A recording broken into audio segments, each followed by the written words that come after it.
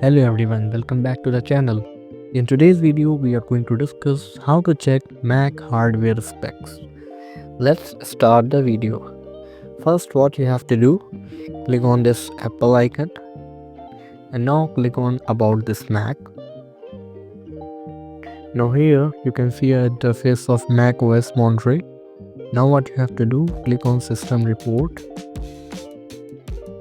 Now on my left side, you can see here all types of hardware: ATA, Apple Pay, audio, Bluetooth and Bluetooth controller overview, address, state, chipset, PCM, all of the Bluetooth overview. And here is camera.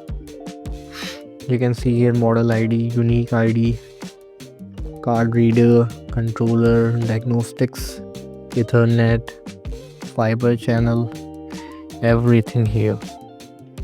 USB.